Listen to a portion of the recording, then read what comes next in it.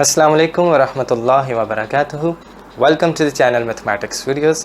Real analysis का next lecture start करते हैं। इस लेक्चर के अंदर हम फाइनाइट सेट से रेलेवेंट 4 मज़ीद थ्योरम्स को स्टेट एंड प्रूफ करेंगे। वो कौन से थ्योरम्स हैं जानिए आज की हाइलाइट्स में। इस लेक्चर में हम theorem number 4, 5, 6 and 7 state and proof करेंगे। थ्योरम नंबर 4 है suppose T is a subset of S, then number 1 if S is finite then T is finite. Number 2, if T is infinite, then S is infinite. Theorem number 5 है uniqueness theorem. If S is a finite set, the number of elements in S is a unique number in the set of natural numbers. इसके बाद हम theorem number 6 करेंगे. If N is a natural number, there is no injection from the set of natural numbers into NN. Theorem number 7 है The set of natural numbers is infinite. Highlights आपने देख ली। आपसे request है कि इस video को and तक देखिएगा और अपने फ्रेंड्स के साथ शेयर भी कीजिएगा। स्टार्ट करते हैं। सबसे पहला थ्योरम नंबर 4। 3 थ्योरम्स हमने पिछले लेक्चर के अंदर प्रूफ किए थे। थ्योरम नंबर 4 की स्टेटमेंट है कि अगर कोई सेट फाइनाइट है तो फिर इसका सबसेट भी फाइनाइट होगा। बिल्कुल इसी तरह से अगर किसी सेट का सबसेट इनफाइनाइट है तो फिर वो सेट खुद भी इनफाइनाइट होगा। इस स्टेटमेंट को हम यहाँ पे पहले फॉर्मल अंदाज में लिख लेते हैं। Suppose that a set T is a subset of set capital S। पहली statement, if the set S is finite then the set T is finite। ठीक हो गया। यानी कि अगर कोई सेट S फाइनाइट है तो फिर इसका सबसेट T भी क्या होगा? फाइनाइट। दूसरी स्टेटमेंट है कि if T is infinite then the set S is infinite। ठीक है। यानी कि अगर किसी सेट S का सबसेट T इनफाइनाइट है तो फिर वो सेट S भी क्या होगा? इनफाइनाइट होगा। ठीक हो गया। प्रूफ करते हैं इस सिंपल से थ्योरम को।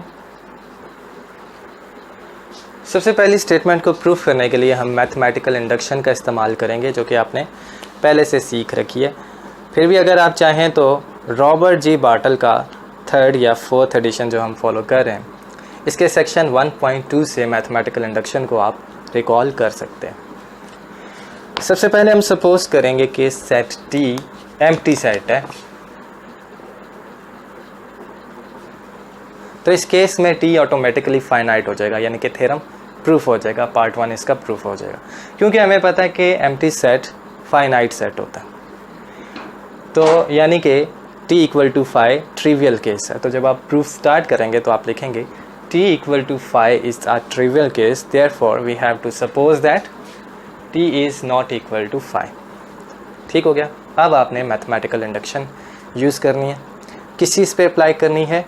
Number of elements of set S के ऊपर। ठीक है। इसके आगे आप लिखेंगे now we will apply mathematical induction on the number of elements of set capital S। और इसके बाद इंडक्शन का सबसे पहला स्टेप, इस स्टेप में हम क्या करेंगे? Number of elements of set S किसके इक्वल रखेंगे? 1। यानी कि सेट S के पास कितने एलिमेंट्स हैं? 1। और चेक करेंगे क्या ये स्टेटमेंट होल्ड करती है या नहीं। तो suppose that S has 1 element.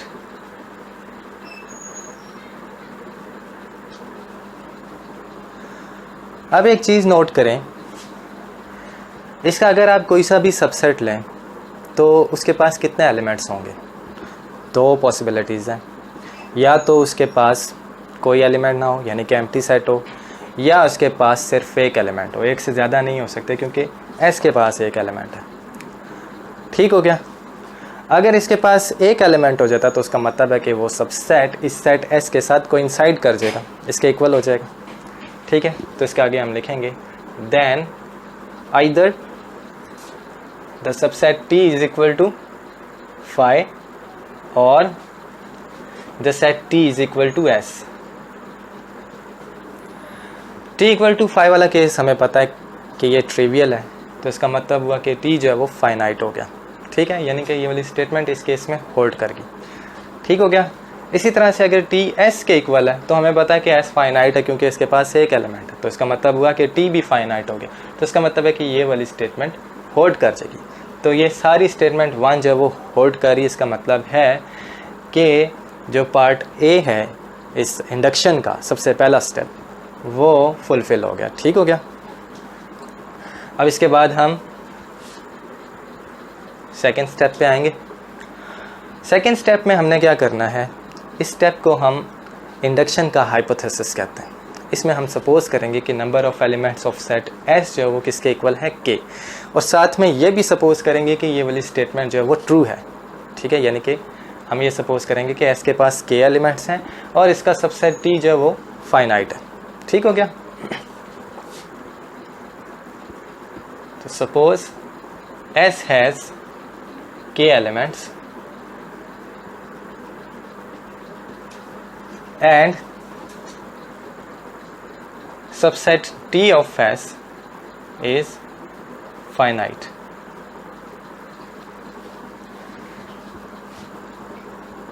इस स्टेटमेंट से हम ये इम्प्लाई करते हैं कि अगर कोई सा भी सेट जिसके पास के एलिमेंट्स हैं उसका कोई सा भी सबसेट फाइनाइट होगा। ठीक हो गया। इस चीज़ को अपने जहन में रखिएगा, इसको हम आगे यूज़ करेंगे नेक्स्ट स्टेप में। नेक्स्ट स्टेप क्या है, अब आपको सपोज करना है कि सेट एस के पास के प्लस 1 एलिमेंट्स है और प्रूफ करना है कि ये स्टेटमेंट ट्रू है। ठीक है, तो अब आप सपोज करें कि S has k plus 1 elements. Finite set की डेफिनेशन इस्तेमाल करें, उसके मुताबिक एक बाइजेक्शन एग्जिस्ट करेगी, bijection f from N k plus 1 onto the set s। ये डेफिनेशन हमने पिछले लेक्चर में सीखी थी।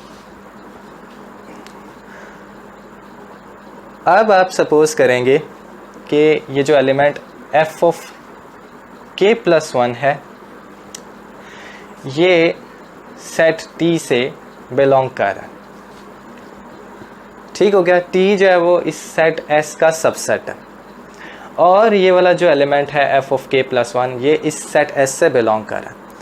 तो हमारे पास दो पॉसिबिलिटीज़ हैं कि ये वाला जो एलिमेंट है ये या तो सेट T से बिलोंग करेगा या नहीं करेगा। ठीक है, तो पहले केस में हम एज्यूम करें कि ये वाला एलिमेंट इस सेट T से बिलोंग करता है। अब एक चीज़ नोट करें कि चूँकि सेट T जो है वो सेट S का सबसेट है तो फिर T माइनस ये वाला सेट जिसमें सिर्फ ये वाला एलिमेंट है, T minus the set f of k plus 1 is a subset of S minus f of k plus 1।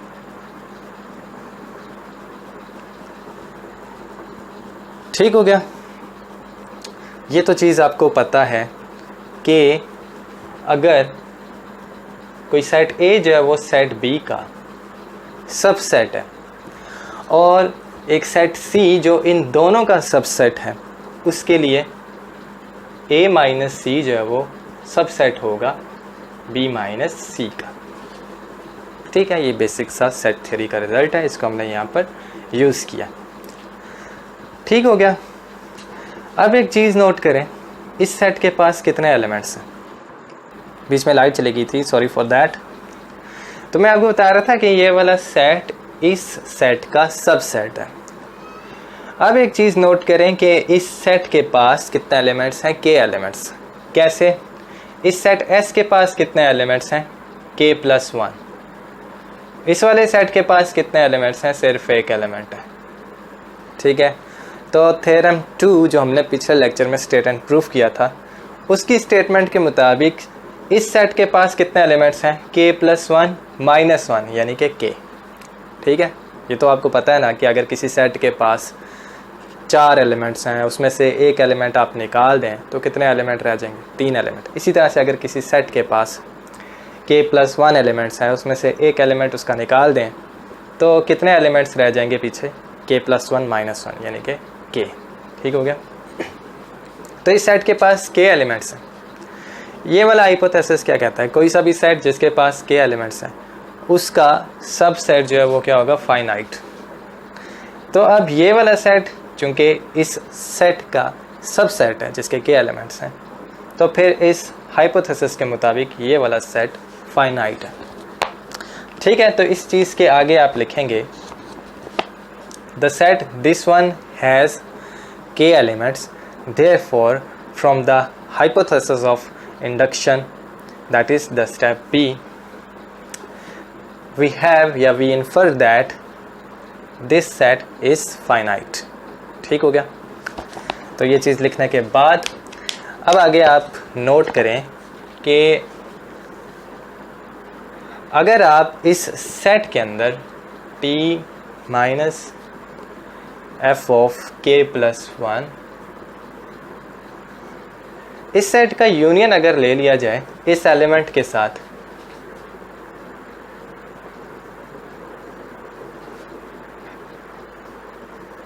इस सेट के साथ सॉरी, तो फिर आपके पास क्या आएगा, सेट t आएगा। क्योंकि ये वाला जो सेट है, ये वाला जो एलिमेंट है वो इस सेट t से बिलोंग कर रहा है। ठीक हो गया। और ये वाला सेट क्या है, ये सारा सेट t है, सिर्फ इसमें ये वाला एलिमेंट शामिल नहीं है। तो अगर आप इसमें ये वाला एलिमेंट शामिल कर लेते हैं तो फिर आपके पास t आएगा। अब एक चीज़ नोट करेंगे, ये क्या है, ये तो अभी हमने प्रूव कर लिया कि ये फाइनाइट है और हमें पता है कि इसके पास सिर्फ एक एलिमेंट है, तो ये भी फाइनाइट है। ठीक है, तो जो सबसे पहला थ्योरम हमने स्टेट एंड प्रूफ किया था उसके मुताबिक अगर हमारे पास कोई से दो सेट्स हैं और दोनों के दोनों फाइनाइट हैं और उनका इंटरसेक्शन भी फाई के इक्वल है, तो फिर इस केस में इनका यूनियन जो है वो क्या होगा, वो भी फाइनाइट होगा। और उसके अंदर एलिमेंट्स कितने होंगे, इसके एलिमेंट्स प्लस इसके एलिमेंट्स। ठीक हो गया। तो इसके मुताबिक ये क्या हो गया, फाइनाइट हो गया। या सिंपली याद रखिएगा कि फाइनाइट सेट्स का यूनियन क्या होता है, फाइनाइट। तो फिर इसका मतलब हुआ कि t क्या है, फाइनाइट। ठीक हो गया। तो पहले केस के लिए हमने ये चीज़ प्रूफ कर ली है, यानी कि ये स्टेटमेंट प्रूफ कर लिया। अब दूसरा केस लेंगे हम। दूसरा केस क्या है कि f of k+1 does not belong to the set t।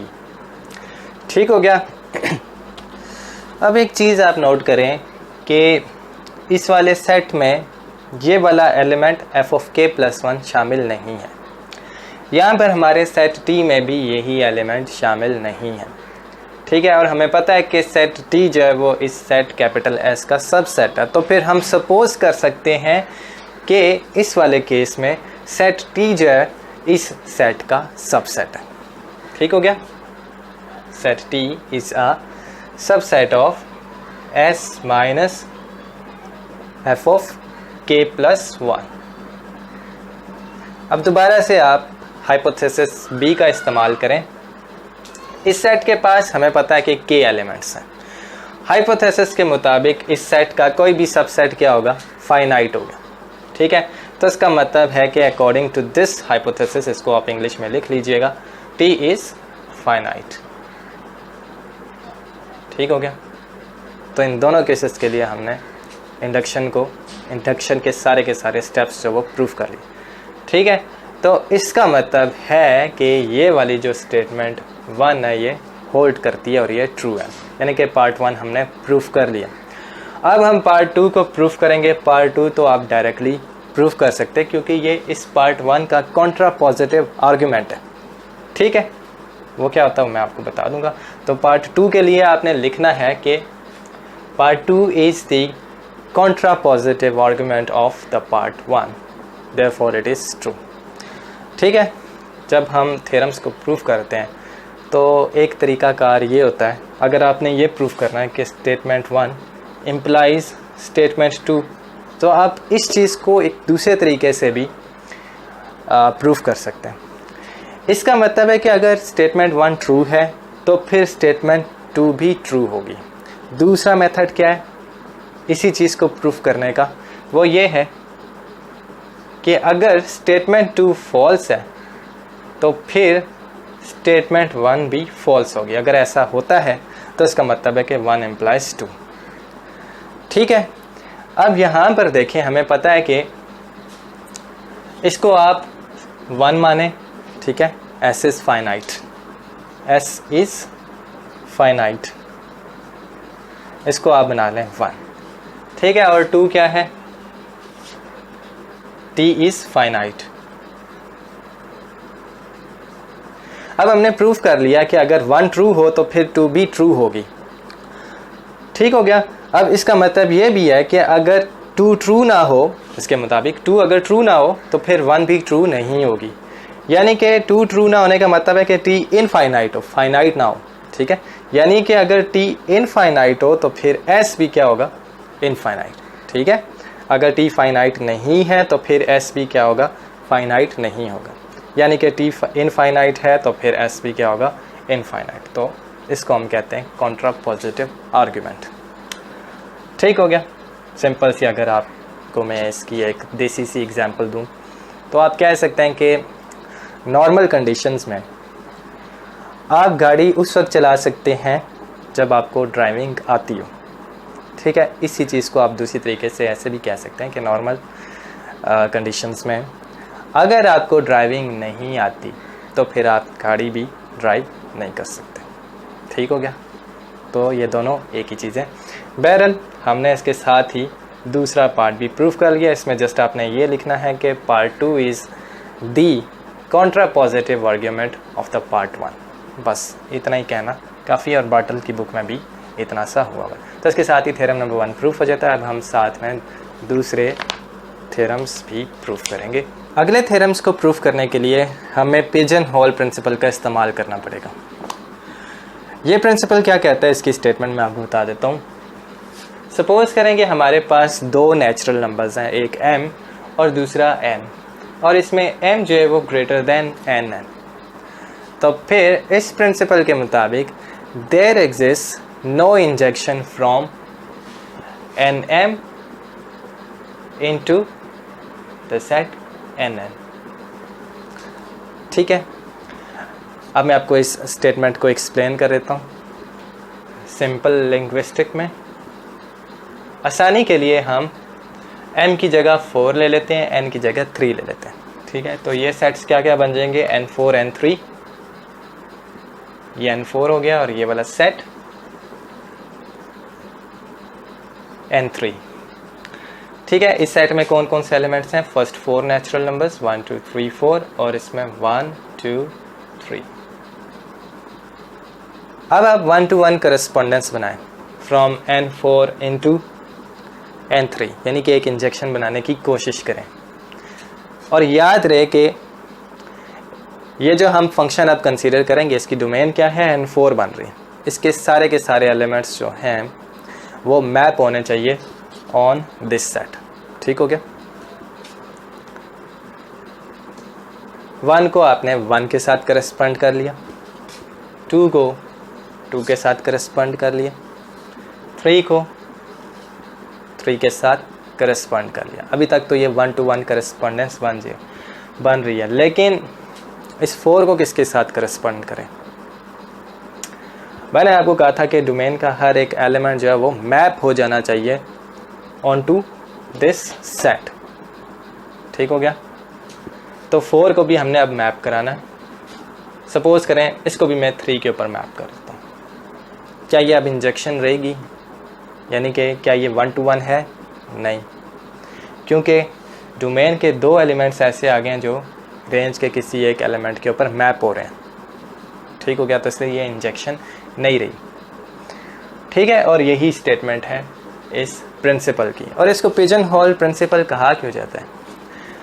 अगर आपके पास, इस एग्जांपल को लें, अगर आपके पास 4 पिजन्स हैं और 3 पिजन होल्स हैं, तो फिर एक पिजन होल, कम से कम एक पिजन होल ऐसा ज़रूर होगा कि जिसमें 2 पिजन्स आएंगे, which is shared by 2 pigeons.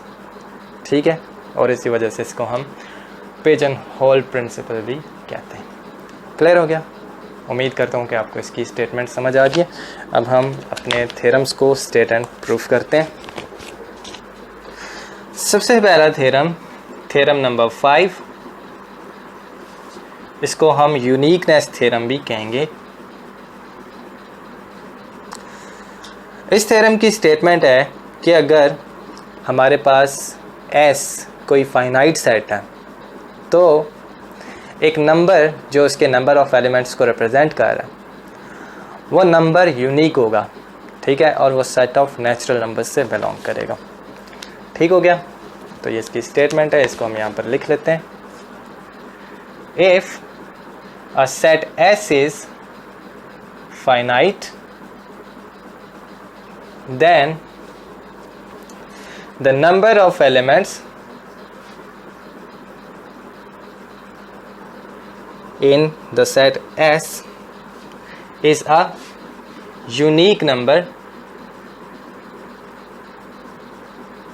in the set of natural numbers। ठीक हो गया?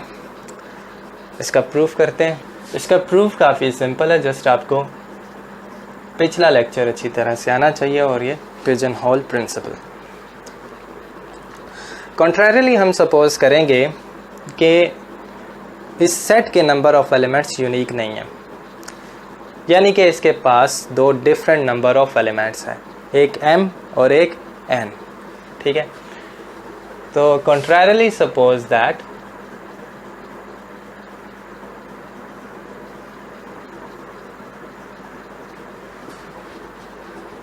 the set S has m elements. Also suppose that the set S has n elements. ठीक है, where m is greater than n। ठीक हो गया? अब चूंकि सेट S के पास m elements हैं, तो according to definition there exists a bijection F from nm onto the set S. Similarly, the set S also has n elements, therefore there exists another bijection G from nn onto the set S। F bijection है, G भी bijection है। G चूँकि bijection है तो इसका inverse exist करेगा और वो इन्वर्स भी बाइजेक्शन होगा, तो इसके आगे आप लिखेंगे since G is a bijection therefore its inverse exists which is also a bijection। ठीक है, and G inverse is a bijection from S onto the set nn। ठीक है, अब आप कंपोजिशन बनाएं G इनवर्स ऑफ F। इसकी domain क्या बनेगी? इसकी डोमेन बनेगी F की डोमेन, और इसकी रेंज क्या बनेगी? G इनवर्स की रेंज, यानी कि nn। ठीक है, हमें पता है कि G इनवर्स बाइजेक्शन है, F भी बाइजेक्शन है, तो इनकी कंपोजिशन क्या होगी? ये भी बाइजेक्शन होगी। ठीक हो गया? ये मैंने आपको कहा था कि सेक्शन 1.1 बार्टल का अच्छी तरह से रिवाइज करके आना है इन टॉपिक्स को समझने के लिए। तो पिछले लेक्चर के अंदर भी हमने देखा था कि अगर 2 फंक्शंस बाइजेक्टिव हैं तो इनकी कंपोजिशन भी एक बाइजेक्टिव फंक्शन होगा, यानी कि बाइजेक्शन होगी। ठीक हो गया? तो ये क्या है? Bijection from nm onto nn। ठीक है, और हमें ये भी पता है कि हर एक बाइजेक्शन इंजेक्शन भी होती है। ठीक है, क्योंकि बाइजेक्टिव फंक्शन क्या है? जो 1 to 1 भी हो एंड ऑन टू भी हो, यानी कि 1 to 1 है। यहाँ पर हमने क्या सीखा था कि अगर m ग्रेटर देन n है तो फिर कोई 1 to 1 फंक्शन, यानी कि कोई इंजेक्शन एग्जिस्ट नहीं करेगी फ्रॉम nm इनटू nn, जबकि यहाँ पर हमारे पास एक इंजेक्शन आ गई फ्रॉम nm इनटू nn। ठीक हो गया, N m into N n, और इसमें भी m ग्रेटर देन n है जैसा कि यहाँ पे पिजन होल प्रिंसिपल में था, यानी कि पिजन होल प्रिंसिपल अब हमारे पास वायोलेट हो गया। ठीक है, तो यानी कि जब हम एज्यूम करते हैं कि सेट S के पास 2 एलिमेंट्स हैं तो फिर ये पिजन होल प्रिंसिपल होल्ड नहीं करता, और इसको हर हाल में होल्ड होना चाहिए क्योंकि ये हमेशा ट्रू होता है।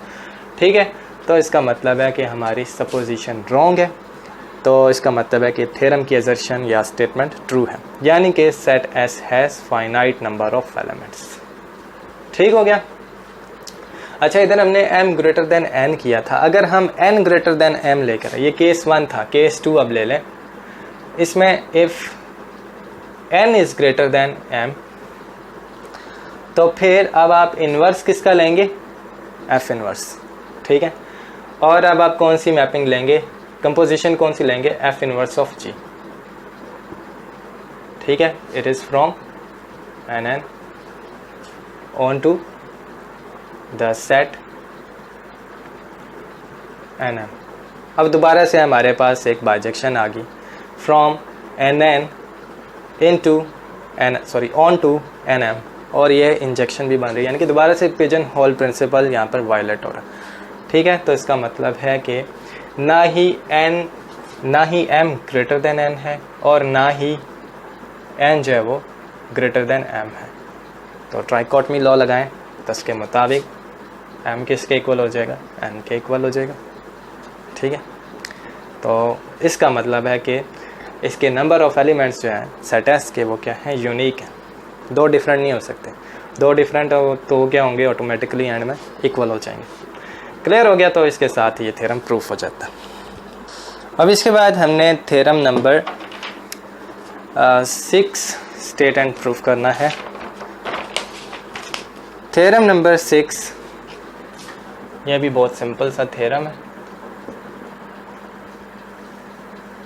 इसके मुताबिक अगर स्मॉल n एक नेचुरल नंबर है तो फिर there is no injection from n into nn। ठीक है, यानी कि ये भी पिजन होल प्रिंसिपल का एक स्पेशल केस बन रहा है। प्रूफ करते हैं। कॉन्ट्रेरिली सपोज करें कि एक इंजेक्शन एग्जिस्ट कर रही है, इस इंजेक्शन को हम f कह देते हैं, फ्रॉम n इंटू nn। ठीक हो गया। अब इसके बाद आप सपोज करें कि m जो है वो किसके इक्वल है, m इक्वल है n प्लस 1 के, m is equal to n plus 1। ठीक है, अब आप इस फंक्शन की रिस्ट्रिक्शन लें, इस रिस्ट्रिक्शन को मैं f स्टैरिक से डिनोट करूँ। ठीक है, हम इस फंक्शन को रिस्ट्रिक्ट करें फ्रॉम n टू nm। ठीक हो गया, तो नोट करें कि ये जो nm है ये डेफिनेटली इसका सबसेट बन रहा है। ठीक है, अब अगर ये इंजेक्शन है तो इस इंजेक्शन की जो रिस्ट्रिक्शन होगी वो भी क्या होगी, वो भी इंजेक्शन होगी। तो ये जो चीज़ है ये इंजेक्शन है from nm onto the same set nn। ठीक हो गया, ये भी चीज़ आपने पढ़ी हुई है सेक्शन 1.1 के अंदर। ठीक है, वहाँ से आप रिस्ट्रिक्शन का या एक्सटेंशन का केस जो है वो रिकॉल कर लें। अच्छा, तो ये क्या होगी, ये इंजेक्शन होगी फ्रॉम nm इनटू nn। अब इसमें m जो है वो ग्रेटर देन n है या नहीं, क्योंकि m n प्लस 1 के इक्वल है, तो this implies that m is greater than n। तो इसका मतलब दोबारा से पिजन होल प्रिंसिपल जो है वो वायलेट हो गया। ठीक है, तो इसका मतलब है कि हमारी एजम्पशन जो है वो रॉन्ग है, कंट्राडिक्शन आ गई इसमें, तो थ्योरम की एजम्पशन ट्रू है, तो इसके साथ ही थ्योरम भी प्रूफ हो जाता है। ठीक हो गया। और इसके बाद हमारा लास्ट थ्योरम जो कि काफ़ी इम्पोर्टेंट है, थ्योरम नंबर 7। इसकी स्टेटमेंट है कि set of natural numbers infinite है। काफ़ी इम्पोर्टेंट थ्योरम है। प्रूफ इसका भी 2 लाइनों का है।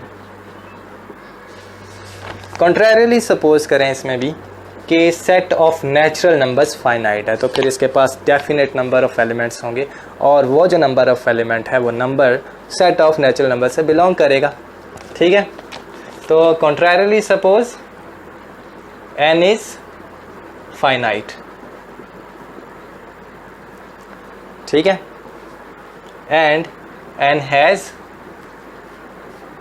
Small n elements where n belongs to the set of natural numbers. ठीक हो गया, इतने इसके पास एलिमेंट्स हैं। तो फिर डेफिनेशन ऑफ फाइनाइट सेट के मुताबिक एक बाइजेक्शन f एग्जिस्ट करेगी from N n onto the set n। ठीक है, अब इसके बाद ये चूंकि बाइजेक्शन है तो इसका इन्वर्स भी क्या होगा, बाइजेक्शन होगा।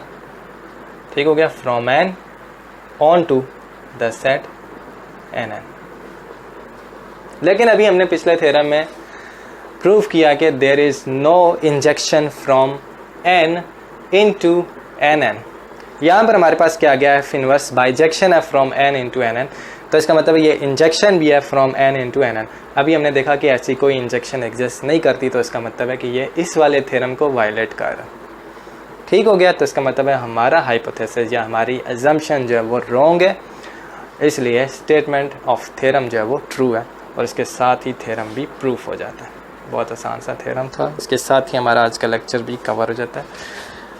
इससे नेक्स्ट लेक्चर के अंदर हम काउंटेबल सेट्स, इनफाइनाइट सेट्स की टाइप्स पढ़ेंगे और उनसे रेलेवेंट कुछ बहुत इंपॉर्टेंट थ्योरम्स जो हमने डिफरेंट सब्जेक्ट्स के अंदर यूज़ करना है उनको स्टडी करेंगे। Thanks for watching.